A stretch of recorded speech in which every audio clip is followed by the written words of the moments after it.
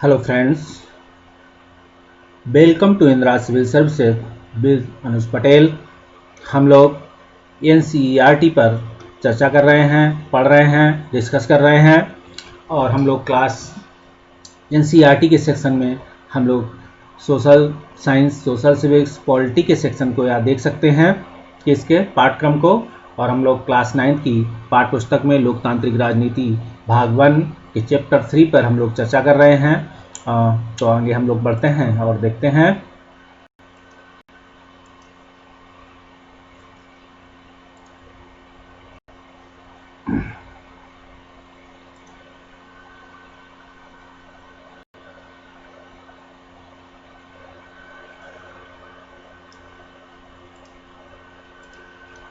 आप देख सकते हैं कि सामाजिक विज्ञान सोशल साइंस की पाठ्य पुस्तक है लोकतांत्रिक राजनीति भाग 1। इसे पॉलिटी के सेक्शन में देख सकते हैं।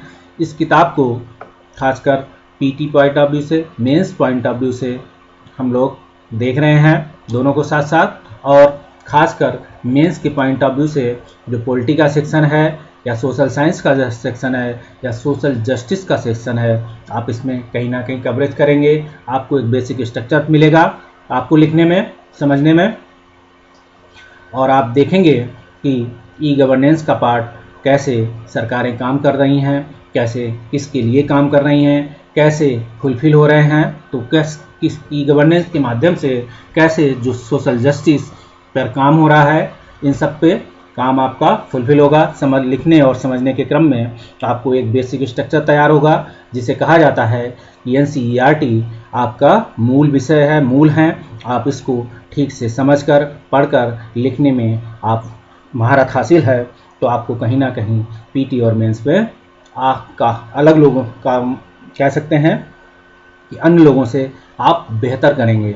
तो आप चलिए इसी बेहतर के क्रम में आपको हम कुछ अगले पार्ट की तरफ बढ़ते हैं और देखते हैं कि लोकतांत्रिक राजनीति में क्लास 9 की जो पाठ्य पुस्तक है, इसके पार्ट 2 पे हम देख सकते हैं संविधान निर्माण पे हम चर्चा देख रहे हैं। ये भारत और विश्व दोनों के संदर्भ में देख सकते हैं। यहाँ आप देख सकते हैं कि कंपैरेटिव पॉलिटिक्स का जो हिस्सा है, ठीक है, कंपैरेटिव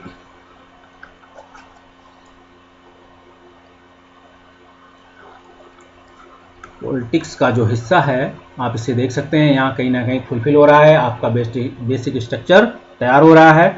और मुझे लगता है कि जो सिविल सर्विसेज का सिलेबस है वो कहीं ना कहीं जो कंपैरेटिव पॉलिटिक्स वाला हिस्सा है वो अभी तक तो जो क्वेश्चन पूछे गए हैं नियर अबाउट आपकी एनसीईआरटी कंप्लीट कर देती है। आप यहीं से कंप्लीट कर सकते हैं, क्योंकि जैसे जैसे आप बढ़ते जाएंगे आगे क्लास 9 के बाद क्लास 10, 11, 12 में, तो आपको कंपैरेटिव पॉलिटिक्स, पॉलिटी, डेमोक्रेसी और कॉन्स्टिट्यूशन जिसे कहते हैं, कहीं ना कहीं आपका बेसिक स्ट्रक्चर तैयार होगा।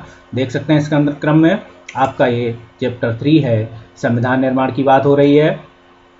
तो इसमें भारत और विश्व के संविधान संदर्भ में देख रहे हैं संविधान निर्माण की प्रक्रिया। और हम आपको जो भारत के संविधान की उद्देशिका है, जिसे कहते हैं, ये भारत संविधान का सार है। इस सार को लगभग हम आपको हर एक एपिसोड में लगभग बताएंगे, जिससे अगर आप सुन रहे हैं, समझ रहे हैं, तो आपको कहीं ना कहीं रट जाएगी। आपकी इसकी वर्डिंग सीक्वेंस को ध्यान में रखना है और पढ़ना और समझना भी है। तो आपको देख सकते हैं, हम इस पे अलग से एक वीडियो बना देंगे जब हम लोग पॉलिटी का सेक्शन पढ़ेंगे, कोर पॉलिटी। तो हम आपको इसके प्रियम्बल की पूरा सार को पूरा एक्सप्लेनेटरी सेंस में आपको बताएंगे। तो आपको पीपीटी मिलेगी, तब तक के लिए आपको ये पढ़ते रहिए, समझते रहिए। तो हम भारत के संविधान की उद्देशिका के संदर्भ में अगर बात करते हैं तो देख सकते हैं कि हम भारत के लोग, मतलब हम भारत के लोग की जब बात करते हैं तो भारत के लोग ही क्या हैं, संप्रभु हैं। भारत को वे क्या करते हैं, एक संपूर्ण प्रभुत्व संपन्न समाजवादी पंथ निरपेक्ष लोकतांत्रिक गणराज्य बनाने के लिए उसके समस्त नागरिकों को सामाजिक, आर्थिक और राजनीतिक न्याय, विचार, अभिव्यक्ति, विश्वास, धर्म और उपासना की स्वतंत्रता, प्रतिष्ठा और अवसर की समता प्राप्त करने के लिए तथा उन सब में व्यक्ति की गरिमा और राष्ट्र की एकता और अखंडता सुनिश्चित करने वाली बंधुता को बढ़ाने के लिए दृढ़ संकल्प होकर अपनी इस संविधान सभा में आज तारीख 26 नवंबर 1949 ईस्वी को एतद द्वारा इस संविधान को अंगीकृत, अधिनियमित और आत्मर्पित करते हैं। आप याद रखिए कि इसकी वर्डिंग सेम होनी चाहिए, आपको पता होना चाहिए, ये आपके संविधान का सार है। हमने आपको बताया कि जब भी हमारे सुप्रीम कोर्ट कोई डिसीजन लेने में कोई समस्या आती है तो संविधान के सार को देखकर ही वो इसके बेसिक स्ट्रक्चर को निर्माण करते हैं। तो आप देख सकते हैं इस संदर्भ में, और आपको जजमेंट देते हैं या सरकार की नीतियों को इसको ध्यान में रखते हुए उसका क्या करते हैं, उस पर जजमेंट अपना देते हैं। तो हम अगले पार्ट 2 पे बढ़ते हैं, इसी चैप्टर 3 पे संविधान निर्माण के। तो इस पे देख सकते हैं हमें संविधान की ज़रूरत क्यों है। ठीक है, हम कहें अगर कि भारत में सरकार है, सरकार कामकाज कर ही रही है, कानून और नीतियां बना ही रही है आपके लिए, तो आपको फिर एक संविधान की ज़रूरत क्यों पड़ी, या शुरुआत में ही हमारे संविधान विशेषज्ञों को एक संविधान की ज़रूरत क्यों पड़ी कि हम संविधान को क्या जानेंगे, क्योंकि सरकार का निर्माण कर देते, डेमोक्रेसी अपना ली थी और हम एक सरकार चला रहे थे। सरकार लोगों से बनी थी, लोग सरकारों के लिए लोग सरकार को चुन रहे थे, सरकार लोगों के लिए ज़रूरतों के हिसाब से उनके लिए कानून और नीतियां का निर्माण कर रहे थे। लेकिन आवश्यकता इस बात थी कि लोगों की ज़रूरतें क्या हैं और सरकार काम क्या करेगी, कैसे करेगी, क्या करेगी, उसकी पावर्स क्या हैं, इन सब की ज़रूरतों को फुलफिल करने के लिए सरकार ने क्या किया, या संविधान विशेषज्ञों ने हमें एक संविधान दिया। अलग अलग पार्ट में हमारा संविधान 22 भागों में विभाजित है, 395 अनुच्छेद हैं, याद रखिएगा मूल संविधान में, और 12 अनुसूचियां हैं। तो आप इस पे देख सकते हैं अलग अलग कार्य हो रहे हैं। तो सब भाग में अलग अलग कार्य हैं, वो सरकारें उस पर कानून बनाती हैं। शासन और प्रशासन संविधान की हिसाब से या संविधान की नीतियों और संविधान में लिखित कानूनों के हिसाब से या आर्टिकल्स में लिखे कानूनों के हिसाब से क्या है, काम करते हैं। इसीलिए हमें एक संविधान की ज़रूरत पड़ी। और हमारे नागरिक किससे बंधे हुए हैं, हम अपनी संप्रभुता अगर सरकार को सौंप देंगे तो सरकार क्या करेगी, सरकार अपने हिसाब से कानून बनाने लगेगी, फिर आप उस पर, क्योंकि वही संप्रभु हो जाएंगे। लेकिन आप देखेंगे संप्रभु भारत के लोगों ने संविधान को दिया है अपनी एक सामान्य इच्छा के तहत। एक क्या किया, एक कॉन्ट्रैक्ट हुआ, या संविधान के निर्माण के लिए उन्होंने क्या किया, एक संविधान की अपनी जो संप्रभु है वो संविधान को सौंपा, संविधान में वो लिपिबद्ध है, उसे अब क्या है, हमारी इस न्यायपालिका को स्वतंत्रता प्राप्त है किससे, सरकार से। तो अगर सरकार कोई ऐसा काम करती है जो भारतीय संप्रभुता या भारतीय संविधान के कानूनों का उल्लंघन करती है, तो सरकार क्या करती है, तो सुप्रीम कोर्ट उन कानूनों को निरस्त कर देती है, उस हिस्से को निरस्त कर देगी। अगर उस हिस्से को निरस्त करने के बाद क्या होगा, कानून कोलैप्स हो रहा है, तो पूरे कानून को क्या करेगी, जो है सुप्रीम कोर्ट या अपना न्याय व्यवस्था उसको कोलैप्स कर देगी। तो हम देख सकते हैं इस संदर्भ में हमें एक संविधान की ज़रूरत क्यों है। आप देख सकते हैं हमें एक संविधान की ज़रूरत क्यों है और संविधान क्या करता है। ठीक, दोनों ही पार्ट है कि हमें ज़रूरत क्यों पड़ी और क्या करता है। अगर आप दोनों को ही चीज़ों को की ज़रूरत क्यों है और क्या करता है पे अगर आप समझ जाएंगे तो आपको भारतीय संविधान क्या है और संविधान क्या होता है विश्व के संदर्भ में, तो आपको संविधान ज़रूरत और समझ में आ जाएगी। अगर हम इसके उदाहरण की बात करें तो देख सकते हैं कि दक्षिणी अफ्रीका के संदर्भ में देख सकते हैं कि दक्षिण अफ्रीका का एक नए लोकतंत्र का निर्माण होता है। तो नए लोकतंत्र में दमन करने वाले और दमन सहने वाले दोनों ही साथ साथ समान हैसियत से रहने की योजना बना रहे थे, अपने हितों की रखवाली करना चाह रहे थे।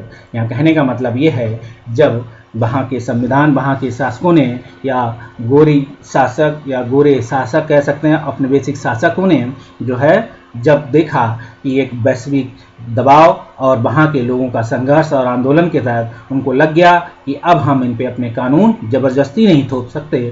तो वैसे ही सेम चीज़ थी भारत के जो है अपने बेसिक शासन के दौर में देख सकते हैं कि भारत के लोग, भारत के जो नेता थे, जो सामाजिक राजनीतिक नेता, जो उन्होंने क्या हुआ, आंदोलन चलाए सरकार की नीतियों के खिलाफ, भारतीय समाज की कुरीतियों के खिलाफ, साथ साथ में तो कानून बने, लोग औपनिवेशिक सरकार दोनों तरह के कानून बनाते रही और लोगों को धीरे धीरे अधिकार देती गई। 1935 के अधिनियम के तहत नियर अबाउट आप देखेंगे भारतीय संविधान में 1935 के अधिनियम क्या है, कॉपी पेस्ट का नियम है एकदम, कि काफ़ी हद तक चीज़ें वैसी की वैसी निकाल ली गई थी, क्योंकि 1935 के अधिनियम तक आते आते भारतीय राजनीतिक नेता या भारतीय जनतंत्र ने क्या हुआ, सरकार पर अपना दबाव काफ़ी हद तक बना लिया था। और जब 1942 का दौर आता है, ठीक है, क्विट इंडिया मूवमेंट के दौर में, भारत छोड़ो आंदोलन के संदर्भ में, तब आप देख सकते हैं कि देश के मुख्य राजनेता गिरफ्तार हो गए थे, फिर भी आंदोलन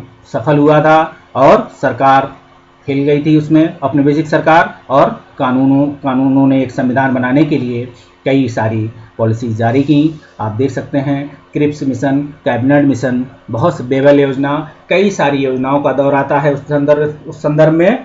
तो आप देखेंगे उस संदर्भ में कि नए संविधान में वही सेम चीज़ है। दक्षिणी अफ्रीका के संविधान में आप देखेंगे कि नए लोकतंत्र में दमन करने वाले और दमन सहने वाले दोनों ही साथ साथ समान हैसियत से क्या है योजना बना रहे थे। अब दोनों ही साथ आ चुके थे, दोनों को लग गया कि हम लोग अलग अलग नहीं रह सकते, दोनों एक साथ रहकर दोनों एक दूसरे के हितों की रखवाली करेंगे। ठीक है, हम अपने कानून वहाँ के और जो है अश्वेत और रंगीन चमड़ी वाले लोगों पर नहीं थोप सकते। हम आगे बात करेंगे, अगर देख सकते हैं कि लोकतंत्र में बहुमत के शासन वाले, ठीक है, मूल सिद्धांत से कोई समझौता ना हो। आप देख सकते हैं, इसे आप भारत के संदर्भ में भी देख सकते हैं और दक्षिण अफ्रीका के संविधान के संदर्भ में देख सकते हैं, या जहां वास्तविक लोकतंत्र की स्थापना आपको करनी हो वहां भी आप देख सकते हैं कि लोकतंत्र में बहुमत के शासन वाले मूल सिद्धांत में क्या है, कोई समझौता ना हो। उन्हें बहुत सारे सामाजिक और आर्थिक अधिकार होने चाहिए थे। ठीक है, अल्पसंख्यक गोरों की अपनी संपत्ति और विशेषाधिकारों की चिंता थी। आप देखेंगे इस संदर्भ में कि उन्हें बहुत सारे, ये अफ्रीका के संदर्भ में हम लोग इस समय बात कर रहे हैं, लेकिन ऊपर की लाइन आप कहीं भी आप जोड़ सकते हैं, नीचे की भी लाइनें आप भारत के भी संदर्भ में देख सकते थे कि भारत में भी ऐसे थे, अन्य देशों में भी आप देख सकते हैं जहां औपनिवेशिक सरकारें थीं, क्योंकि थर्ड वर्ल्ड कंट्रीज क्या था, 1950 का दौर जब खत्म होता है तो अब एक थर्ड वर्ल्ड कंट्रीज का कॉन्सेप्ट आता है, जहां औपनिवेशिक सरकारें थीं वहां क्या हुआ, धीरे धीरे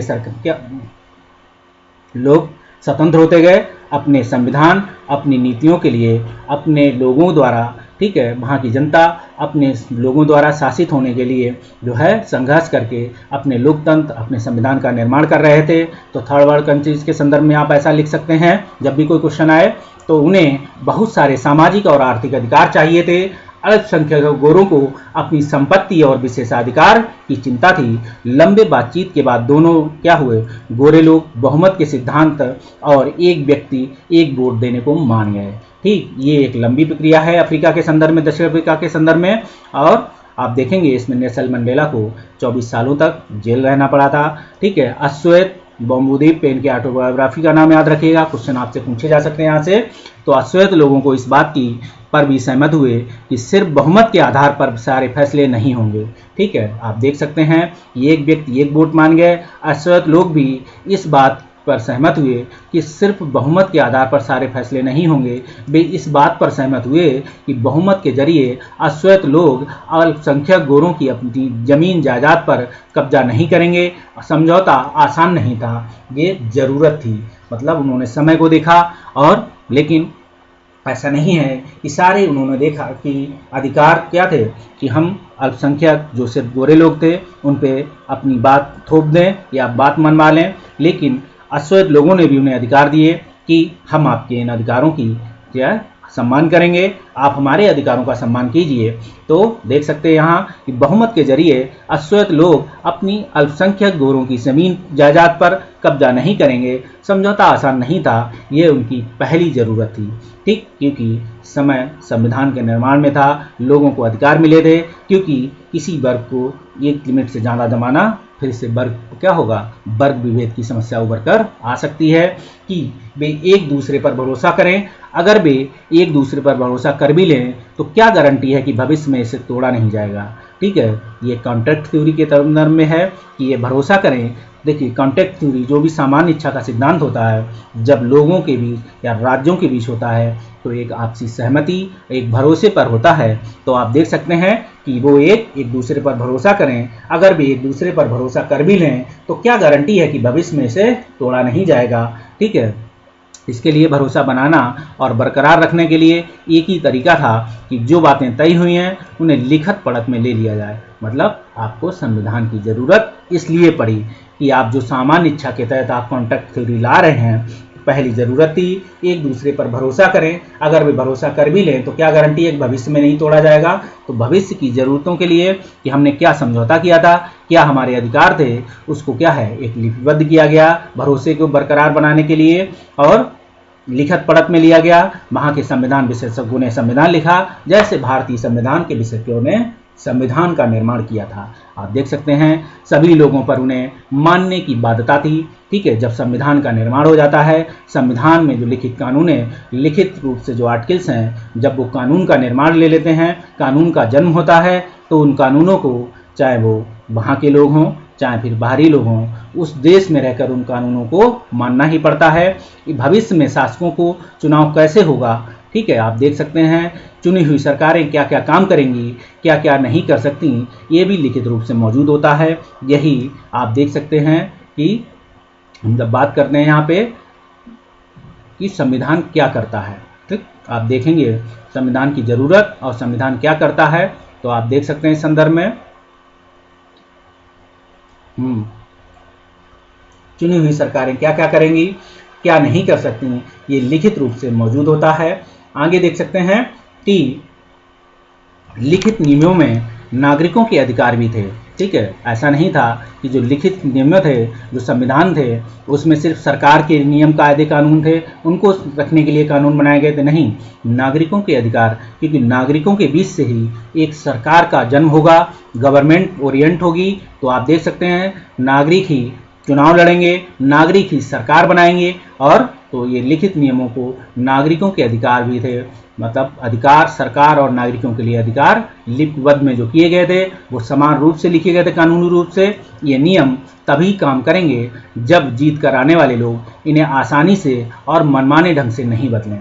मतलब ये है, अगर आप पूर्ण बहुमत में आते हैं, आपको जो भी सदन हो भारत में, जैसे लोकसभा और राज्यसभा है, दोनों में अगर बहुमत है, फिर भी आप देख सकते हैं कि मनमाने ढंग से आप कानून नहीं बनाएंगे, लोगों पर ज़बरदस्ती नहीं थोपेंगे।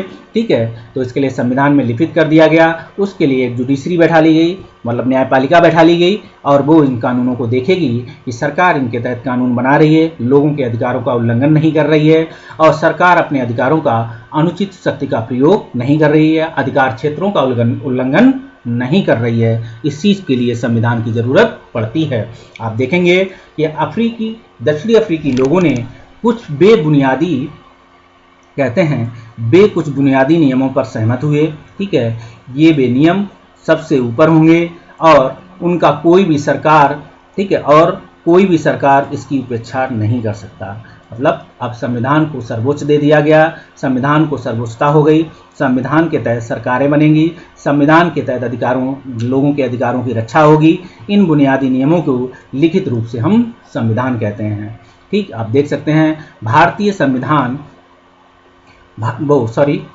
रचना सिर्फ दक्षिण अफ्रीका की ही खासियत नहीं है, यह हर देश की अलग अलग समूह के लोग रहते हैं। ठीक है, आप देख सकते हैं संविधान रचना सिर्फ दक्षिण अफ्रीका की ही खासियत नहीं है, हर देश में अलग अलग समूह के लोग रहते हैं। अलग अलग समूह के लोगों के लिए क्या है, उस संविधान में अलग अलग कानून हैं जिनको लिपिबद्ध करके समाहित किया गया है। उनके अधिकारों की रक्षा के लिए, उनके कर्तव्यों की रक्षा के लिए आप देख सकते हैं कि आप स्वतंत्रता, समानता, न्याय के जो आदर्शों को स्थापित करने के संदर्भ में लोकतांत्रिक शासन प्रणाली हो या ना हो, पर दुनिया के सभी देशों को ऐसे बुनियादी नियमों की ज़रूरत होती है।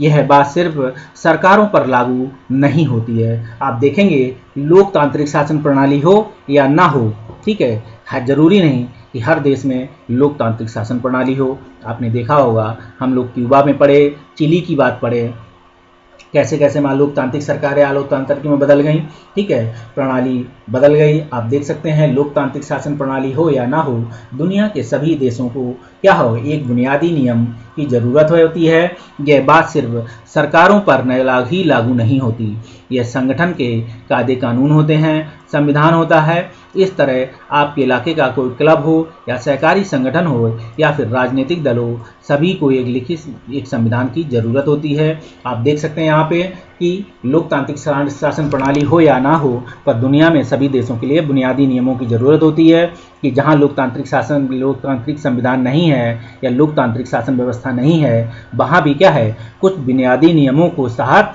क्या है, कानून का निर्माण किया जाता है। उनके तहत वहाँ की सरकारें क्या होती हैं, सरकार चलाती हैं, लोग उनसे शासित होते हैं।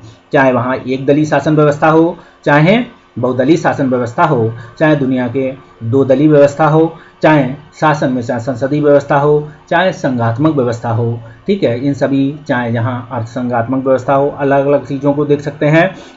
यह बात सिर्फ सरकारों पर लागू नहीं है, यह आप देख सकते हैं कि यह सरकारों के लिए संविधान है। आप हर संगठन के कायदे कानून होते हैं। अगर आप कोई संगठन बनाते हैं, आप कोई संगठन देखते हैं, तो आप देख सकते हैं उस संदर्भ में क्या कि उसका भी एक संविधान होगा, उसके तहत आप अपने कानूनों का निर्माण करेंगे। आपके कुछ जो आदर्श होंगे, जिनके नियमों के तहत आप क्या है, उस संगठन का निर्माण कर सकते हैं। उसी संदर्भ में चर्चा की गई है कि आपका कोई क्लब हो, आपके इलाके में अगर आप कोई क्लब जाते हैं, तो उस क्लब का भी एक संविधान है कि आपको यहाँ ये चीज़ें मिलेंगी, ये चीज़ आप यहाँ नहीं कर सकते, ये हमारी क्लब से बाहर है। सहकारी संगठन हो चाहे फिर राजनीतिक दल हो, राजनीतिक दल के सभी लोगों का एक आदर्श आइडियोलॉजी है और उनके तहत वो अपने राजनीतिक संविधान का निर्माण करते हैं। चुनाव के समय उसी राजनीतिक दल उसी संविधान के तहत क्या है, अपने प्रोपेगेंडा में सामाजिक, आर्थिक, राजनीतिक न्याय दिलाने के लिए लोगों के लिए क्या है, एक पत्र जारी करते हैं। ठीक है, उस पत्र में देखेंगे, कहते हैं लोग कहते हैं राजनीतिक पार्टियां कि हमने आपके लिए ये काम करेंगे और ये काम मेरे विषय का या मेरे पार्टी का मूल विषय है आपके लिए। तो संविधान को एक, ठीक है, सभी लोगों को एक संविधान की ज़रूरत होती है। हम देख सकते हैं इस संदर्भ में, खुद करें सीखें में देख सकते हैं। अब बात आती है बूझो की। पहले अपना क्वेश्चन बता गई है, अब आए बूझो। तो बूझो कहते हैं यह तो गड़बड़ हो गई, अगर सभी बुनियादी बातों पर पहले ही फैसला हो गया था तो संविधान बनाने का क्या औचित्य था। ठीक है, आप क्वेश्चन देख सकते हैं कितना पूछा है इन्होंने, बूझो साहब ने। तो बूझो साहब बोल रहे हैं कि अगर गड़बड़ है, ये तो गड़बड़ हो गई। तो आप देख सकते हैं बुनियादी नियम है, आपको जैसे क्या है, आपको जिंदा रहने के लिए जिस तरीके से रोटी, कपड़ा और मकान और शिक्षा, स्वास्थ्य चाहिए, ठीक है, उसी तरीके से कुछ बुनियादी नियम बनाए गए इन्हीं ज़रूरतों को ध्यान में रखते हुए। अब समय के आधार पर क्या होगा, समय के आधार पर भी आपको ज़रूरत के हिसाब से कानून बनते रहेंगे, क्योंकि सरकार और लोकतंत्र क्या है, एक विकास की प्रक्रिया है। आप संविधान जैसा बना था जिस देश का, क्या उसके बाद उसमें कोई अमेंडमेंट नहीं हुए। आप भारतीय संविधान को भी देख सकते हैं और दुनिया के अन्य देशों के भी संविधान देख सकते हैं। खासकर अमेरिका के अगर संविधान की बात करें, जो विश्व का सबसे पुराना लोकतंत्र माना गया है और सबसे पुराना संविधान माना गया है, और हम बात करें कि वहाँ की संविधान में भी क्या था, पहले दिक्कतें आई तो वहाँ की सुप्रीम कोर्ट ने पहले कुछ संविधान संशोधनों के द्वारा सेंट्रल वहाँ की सीनेट को, वहाँ के राष्ट्रपति को पावर बढ़ा दी, जबकि राज्य उनके कामों में क्या था, बाधा डाल रहे थे। उन कामों को देखते हुए सुप्रीम कोर्ट ने क्या हुआ, जो वहाँ के राष्ट्रपति या वहाँ की सीनेट या वहाँ की कांग्रेस को कुछ पावर्स जो है ज़्यादा दी, बढ़ा दी और काम कर सकें ठीक से। तो खुद करें खुद सीखो के संदर्भ में देख सकते हैं। अपने इलाके में आप देख सकते हैं,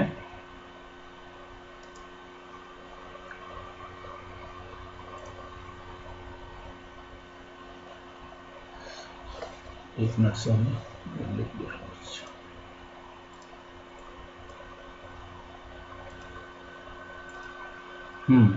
अपने इलाके के किसी क्लब, सहकारी संगठन, मजदूर संघ, राजनीतिक दल के दफ्तर में जाएं और उन्हें संविधान या संगठन के नियमों की पुस्तिका मांगें उनके, और उसका अध्ययन करें। क्या उसके नियम लोकतांत्रिक नियमों के अनुकूल हैं, क्या वे बिना भेदभाव के सहायता दे सकते हैं। आप देख सकते हैं कि बिना भेदभाव के सहायता दे सकते हैं। आप ये करके भी देख सकते हैं व्यवहारिक रूप से कि आप जाएंगे तो आपसे पूछेंगे कि बिना भेदभाव के, तो आप उनसे उनकी पुस्तिका मांगेंगे, वो आपको दिखा सकते हैं, हो सकता दे भी दें, ठीक है। और आप देख सकते हैं उनसे सहायता मांगेंगे, वो क्या सहायता दे सकते हैं, आपके साथ खड़े होंगे। तो आप देख सकते हैं सबके अपना कानून है, अगर वो इस हक को रखते हैं तो आपको सदस्य मतलब क्या देंगे, सदस्यता देंगे, आपको सहायता भी देंगे, ठीक है। आप याद रखिएगा इस संदर्भ में आगे अगर चर्चा करें तो देख सकते हैं संविधान लिखित नियमों की एक ऐसी किताब है, ठीक है, जो किसी देश में रहने वाले सभी लोग सामूहिक रूप से मानते हैं। संविधान क्या है, सर्वोच्च कानून है, ठीक है। सुप्रीम कोर्ट भी इन्हीं कानूनों को ध्यान में रखते हुए क्या है, अपने न्याय देती है। हालांकि उसके पास इंस्टीट्यूशन पावर्स हैं, वो संविधान की व्याख्या कर सकता है, क्योंकि संविधान विशेषज्ञ ने संविधान का निर्माण किया। आप देख सकते हैं संविधान लिखित नियमों की एक किताब है, जिसमें किसी देश में रहने वाले सभी लोग सामूहिक रूप से मानते हैं। मतलब पहले उन्होंने थ्योरी कॉन्टेक्ट की, अपने अधिकार सौंप दिए, अब वो कहते हैं कि हम इस संविधान को ही मानेंगे, यही हमारे सर्वोच्च कानून है, ठीक है। जिसमें किसी क्षेत्र में रहने वाले लोग जिन्हें नागरिक कहा जाता है के बीच में आपसी संबंध तय होने के साथ साथ लोगों और सरकार के बीच संबंध भी तय होते हैं। संविधान अनेक काम करता है, जिनमें क्या होगा, जिनमें ये प्रमुख हैं। आप देखेंगे जिससे किसी क्षेत्र में रहने वाले लोगों जिन्हें नागरिक कहा जाता है, आप देख सकते हैं कि जिसमें किसी क्षेत्र में रहने वाले लोगों जिन्हें नागरिक कहा जाता है के बीच आपसी संबंध तय होने के साथ साथ लोगों और सरकार के बीच क्या होगा, संबंध भी तय होंगे। ये काम कैसे हो रहा है, आपसी संबंध से तय होने वाले लोगों साथ साथ लोग और सरकारों के बीच संबंध तय होते हैं। संविधान अनेक काम करता है, जिनमें प्रमुख है, आप देख सकते हैं संदर्भ में। पहला काम अगर बात करें, जिसे आप ध्यान रखिएगा कि यह साथ रह रहे विभिन्न तरह के लोगों के बीच जरूरी भरोसा और सहयोग विकसित करता है, ठीक है, संविधान ये काम करेगा। दूसरा अगर बात करें, यह स्पष्ट करता है कि सरकार का गठन कैसे होगा, किसे फैसले लेने का अधिकार होगा, ये दूसरा काम संविधान करता है। तीसरी बात करें तो देख सकते हैं तीसरे में यह सरकार के अधिकारों की सीमा तय करता है और हमें बताता है कि नागरिक के क्या अधिकार हैं, ठीक है। आप देख सकते हैं पहले में संविधान कह रहा है कि विभिन्न तरह के लोगों के बीच एक भरोसा और सहयोग विकसित होगा, उस विकसित होगा जिससे पहले ही लोगों ने क्या है, सामान्य इच्छा के तहत अपने इच्छा संविधान को समर्पित कर दी, अपनी संप्रभुता अधिकार दे दिए। अब संविधान के तहत उन्हें क्या मिला, अधिकार मिला कि वो उनके भी अधिकार हैं, अन्य लोगों के भी अधिकार हैं। तो अब सब स्वतंत्रता ही रहेगी, ठीक है, न्याय रहेगा, ड्यूटी रहेंगी जो सभी लोगों के लिए क्या होंगी, बराबर होंगी, आपसी भेदभाव नहीं होगा। यही बात दूसरे में कही गई है, कहता है दूसरा पॉइंट ये कह रहा है, ये स्पष्ट करता है कि सरकार का गठन कैसे होगा। संविधान में ये भी तय कर दिया जाता है कि कोई सरकार कैसी होगी, ठीक है, संसदीय व्यवस्था होगी, संघात्मक होगी, या उसका गठन कैसे होगा, उसके अधिकार क्या होंगे, उसकी पावर्स क्या होंगी, उसे फैसले लेने का अधिकार है या नहीं है किसी क्षेत्र में, ठीक है, वो भी संविधान तय करता है। अगर हम तीसरी बात करें, यह सरकार के अधिकारों की सीमा तय करता है। अधिकार मतलब आप देखेंगे, अगर भारतीय संदर्भ में आपको समझाने की कोशिश करें तो आप समझ सकते हैं कि कार्यपालिका के अपने अधिकार क्षेत्र हैं, विधायिका के अपने अधिकार क्षेत्र हैं, और राज्यों की कार्यपालिका और विधायिका के अलग अलग अधिकार क्षेत्र हैं। तो राज्यों के अधिकार क्षेत्र अलग हैं और सेंट्रल के अधिकार क्षेत्र अलग हैं। ये सारे कानून कार्य जो है उनको क्या है, संविधान के तहत मिले हुए हैं। सेम चीज़ यही है, बताने के लिए ये पॉइंट है, मैंने बताया है नागरिकों के क्या क्या, हाँ, और आपके अधिकार क्या हैं। आपके जो जन्म होने के साथ कुछ अधिकार मिले हैं, कुछ राजनीतिक, आर्थिक और सामाजिक न्याय के अधिकार से रिलेटेड अधिकार मिले हैं। आप देख सकते हैं इस संदर्भ में कि क्या क्या अधिकार हैं आपको, और क्या क्या अधिकार के क्षेत्र में अगर क्या क्या ड्यूटी सरकार की हैं, क्या क्या अधिकार आपके हैं। तो ड्यूटी और अधिकार क्या हैं, व्यक्ति के क्या हैं और सरकार के क्या हैं। आप देख सकते हैं इस संदर्भ में। चौथा संदर्भ में अगर बात करें, चौथा पॉइंट है, ये अच्छे समाज के गठन के लिए लोगों की आकांक्षाओं को क्या करता है, व्यक्त करता है। आप देख सकते हैं कि अच्छे समाज के गठन के लिए लोगों की आकांक्षाओं को व्यक्त करता है, मतलब लोगों ने अपनी सामान्य समझ के सामान्य इच्छा के तहत अपने अधिकार सौंप दिए। अब उनकी आकांक्षाओं को व्यक्त करने के लिए संविधान मूल विषय हो गया। आप किसी देश के लोगों की इच्छाओं को पढ़ सकते हैं, उसकी संस्कृति को समझना हो तो वहाँ के संविधान को अगर आप अच्छी तरीके से पढ़ेंगे तो वहाँ की संविधान के तहत आपको वहाँ के उस देश की शासन व्यवस्था, उस देश का कल्चर, उस देश के लोगों के अधिकार क्षेत्र और उनके कार्य क्षेत्रों का आपको पता लग जाएगा। ये उन देशों के संविधान में लिपिबद्ध होता है। जिन देशों में संविधान है वे सभी लोकतांत्रिक शासन व्यवस्था वाले, आप देख सकते हैं, जिन देशों में संविधान है वे सभी लोकतांत्रिक शासन वाले हों यह जरूरी नहीं। ठीक है, आप देख सकते हैं कि जिन देशों में संविधान है, मतलब कि जहाँ जहाँ संविधान है वहाँ जरूरी नहीं कि लोकतांत्रिक शासन हो, ये जरूरी नहीं। आप देख सकते हैं पाकिस्तान का भी अपना संविधान है, चाइना भी अपने संविधान की बात करता है और है भी, उसे नकारा नहीं जा सकता, क्योंकि हम लोग वर्ल्ड कॉन्स्टिट्यूशन में चाइना का भी कॉन्स्टिट्यूशन पढ़ते हैं।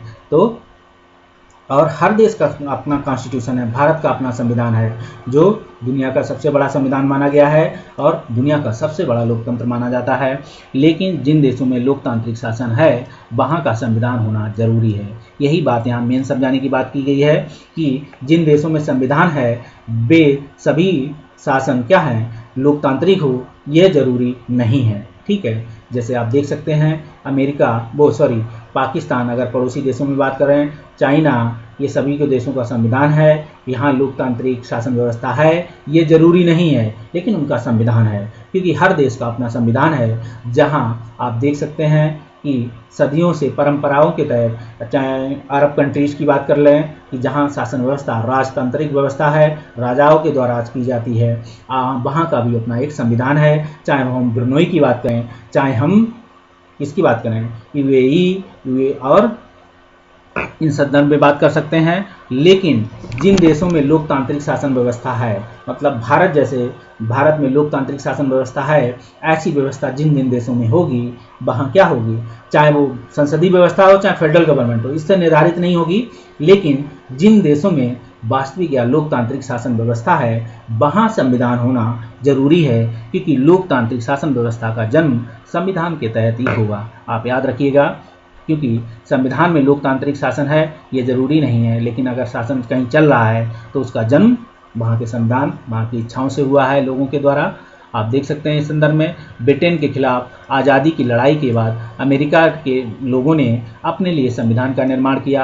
आपको बता दें कि अमेरिका के ब्रिटेन जो अपने बेसिक शासन के तहत अमेरिकी लोगों ने भी रंग भेद अपने बेसिक शासन के खिलाफ लड़ाइयाँ लड़ी। वहाँ राज्य अलग अलग हुआ करते थे, सभी राज्य अलग अलग शासित थे, पहले अलग अलग अपने बेसिक थे, लेकिन वे एक ना होने की वजह से क्या थे, अपने बेसिक शासक उन पे लगातार अपनी नीतियों को थोप रहे थे। लेकिन समय के साथ साथ देखा लोगों ने कि जब तक हम सभी लोगों की समस्याएं एक हैं, हम सभी लोगों के खिलाफ हम लोग एक होकर ही इसके खिलाफ लड़ाई लड़ेंगे, तभी हम इस अपने बेसिक शासन से क्या होगा, मुक्ति पाएंगे या आज़ादी पाएंगे। तो सभी राज्य एक साथ इकट्ठे हुए, उन्होंने एक कॉन्ट्रैक्ट करते हैं, उस कॉन्ट्रैक्ट के तहत एक निर्माण होता है। लेकिन उस कॉन्ट्रैक्ट में उस समय उनको अधिकार था कि वो इस कॉन्ट्रैक्ट से कोई भी देश या राज्य अलग हो सकता है। 13 राज्यों ने एक संविधान में निर्माण किया था, फिर धीरे धीरे इसमें राज्य जुड़ते चले गए और संविधान की निर्माण की प्रक्रिया देख सकते हैं उस संदर्भ में। तो इसी संदर्भ में आप अमेरिका के साथ भारत में भी अगर यहाँ एग्जाम्पल दे दें, भारत में भी अपने बेसिक शासन के खिलाफ क्या हुआ, लोगों ने आवाज़ उठाई, उनकी नीतियों के खिलाफ आवाज़ उठाई। साथ ही उसी क्रम में आपने देखा होगा भारत के सामाजिक कुरीतियों के खिलाफ भी आवाज़ उठाई। वो भी सब संविधान जब विशेषज्ञ बैठे हुए थे, जब भारत का संविधान निर्माण किया गया तो भारत के अंदर की कुरीतियों की व्यवस्था को भी उनमें निर्धारण किया गया, उनका भी लिए भी कानूनों का निर्माण किया गया, उनको भी कानून के लिए भारतीय संविधान में लिपिबद्ध किए गए हैं कि सरकार इन पे कानून बनाएगी और ये काम करेगी। और देखा आपने इस समय आने के साथ साथ सरकार इन पे कानून बनाते जा रही हैं। फ्रांसीसी क्रांति के बाद फ्रांसीसी लोगों ने भी एक लोकतांत्रिक संविधान का निर्माण को मान्यता दी। देखिए आप, संविधान का निर्माण हुआ फ्रांसीसी लोगों ने भी एक क्या किया, एक लोकतांत्रिक संविधान को मान्यता दी। इसके बाद से यह चलन हो गया कि हर लोकतांत्रिक शासन व्यवस्था में एक लिखित संविधान हो। ये एक चलन की प्रक्रिया है, मतलब विकास की प्रक्रिया है। इसीलिए कहा जाता है कि लोकतंत्र क्या है, विकास का है, विकास है, development, democracy step by step develop, मतलब डेवलप होता जा रहा, विकास की प्रक्रिया है। हर स्टेज पे क्या है, लोकतंत्र का विकास हो रहा, क्योंकि एक चलन के तहत व्यवस्था चली आई। धीरे धीरे ये आपको देखा होगा कि आज बोला जाता है कि लोकतंत्र क्या है, अपने विकास के क्रम में चल रहा है। अलग अलग देशों में अलग अलग स्तर पे है। अमेरिका इसमें सर्वोच्च स्तर पे बैठा हुआ है कि वहाँ का विकास काफ़ी अधिक हो चुका है। वहाँ के लोग अपनी सामाजिक बुराइयों के खिलाफ सरकार पर दबाव डालते हैं। विश्व के किसी अन्य हिस्से पर भी अगर कोई घटना घटती है तो वहाँ के लोग अपनी सरकार को चेताते हैं कि ऐसा नहीं होना चाहिए। वहाँ की सरकार विश्व व्यवस्था पर क्या करती है, अपना पावर्स के तहत या अपनी शक्ति या अपनी कहेंगे एक विकसित क्रम में देखेंगे दबाव बनाता है। फिर वो दबाव चाहे कैसा भी हो, साम दाम दंड भेद की नीति के तहत हो, अलग अलग प्रकार हो सकते हैं। ठीक है, देख सकते हैं इसे। अब हम बात करें भारतीय संविधान के निर्माण में, तो आप देखेंगे अलग अलग पर्सनालिटीज़ हैं। मैंने सभी पर्सनालिटीज़ को निकाला हुआ है क्योंकि आपको इनकी पर्सनालिटीज़ के भी पता होना चाहिए कि भारतीय संविधान के निर्माण में तो वैसे बहुत से लोगों ने भाग लिया था। सभी लोगों को पर्सनालिटीज़ का मतलब जिक्र करना संभव नहीं है, लेकिन मुख्य मुख्य नेताओं को आपको बताना नाम जरूरी है क्योंकि इनका नाम आपको पीटी पॉइंट ऑफ व्यू से क्वेश्चन पूछे ही जाते हैं। ठीक है, चाहे वो यूपीएससी हो, चाहे स्टेट पीसीएस हो, अन्य वनडे एग्जाम हो, वहाँ पूछे ही जाते हैं। अब दूसरी बात करें कि इन्होंने कौन कौन से कार्य किए और इनकी क्या क्या भूमिका रही, इनकी ऑटोबायोग्राफी कह रही है, तो कुछ संक्षिप्त रूप में ये दिए गए हैं। जब ये पार्ट इन लोगों का नाम हम मॉडर्न हिस्ट्री में पढ़ेंगे तो आपको इनको डिटेल में दिखेगा। तो हम पहला नाम लेंगे, पहला नाम है वल्लभ भाई, सरदार वल्लभ भाई पटेल का नाम ले सकते हैं। ठीक है, 1875 से 1950 ये इनका तिथि कार्यक्रम है। इनका जन्म 1875 में होता है और 1950 में इनकी मृत्यु होती है। जन्म देख सकते हो उनका गुजरात में होता है। ठीक है, अंतरिम सरकार में ये सरकार के गृह मंत्री रहे, सूचना एवं प्रसारण मंत्री रहे, ये वकील रहे थे पेशे के रूप में, बारदोली किसान सत्याग्रह के नेता थे इन्हें, यहीं पे इन्हें सरदार की उपाधि प्राप्ति होती है, याद रखना। और भारत की जो है महात्मा गांधी की तरफ से महिलाओं ने इन्हें सरदार की उपाधि दी थी। आगे बात कर सकते हैं, भारतीय रियासतों के विलय में निर्णायक भूमिका इन्होंने निभाई थी। बाद में ये उप प्रधानमंत्री भी बने। ठीक है, आप देख सकते हैं इस संदर्भ में। फिर हम बात करें सरोजनी नायडू के संदर्भ में, 1879 और 1949 के क्रम में देख सकते हैं। जन्म इनका आंध्र प्रदेश में होता है। ठीक है, कवयित्री थी ये, ठीक है, लेखिका थी। और ये क्वेश्चन यूपीएससी में पूछा जाता है, ये पेशे से क्या थे, ये भी याद रखें। तो कवयित्री और लेखिका थे। सरदार वल्लभ भाई पटेल पेशे से वकील थे, ये भी याद रखेंगे आप। और राजनीतिक कार्यकर्ता रहे। राजनीतिक संविधान के निर्माण में जितने भी लोगों ने भाग लिया वो नियर अबाउट राजनीतिक कार्यकर्ता थे। कांग्रेस की अग्रणी महिला नेता थीं। बाद में उत्तर प्रदेश की राज्यपाल बनी थी, याद रखिएगा। सरोजनी नायडू कांग्रेस का अधिवेशन, ठीक है, जो होता है उसको निभाती हैं। तो आप देख सकते हैं भाग लेती हैं। और आप देख सकते हैं भारत के संविधान क्या है, भी बहुत कठिन परिस्थितियों के बीच बना है। एक विकास का जन्म है, विकास की प्रक्रिया है। भारत जैसे विशाल और विविधता भरे देशों के लिए संविधान बनाना आसान नहीं था। ठीक है, भारत में ठीक है अनेक धर्म, अनेक जाति, अनेक विविधताएं, कल्चर को क्या है समाहित है। इसलिए भारतीय देश को विविधताओं वाला देश माना जाता है। यहाँ आपको अलग अलग हिस्सों में देखोगे, कहीं सर्दी है, कहीं क्या है गर्मी है, तो कहीं एकदम मेडिटेरियन का जो है समतुल्य जलवायु है। आप देख सकते हैं भारत मेडिटेरियन जलवायु तो नहीं कहेंगे भारत के किसी हिस्से में, लेकिन उससे कुछ हद तक मौसम गुलाबी रहता है। आप देख सकते हैं भारत के लोग जब तब गुलाम की हैसियत से निकलकर नागरिकों की हैसियत पाने जा रहे थे, मतलब देश आज़ाद होने जा रहा था, तो देश क्या है अब एक नई वधु के रूप में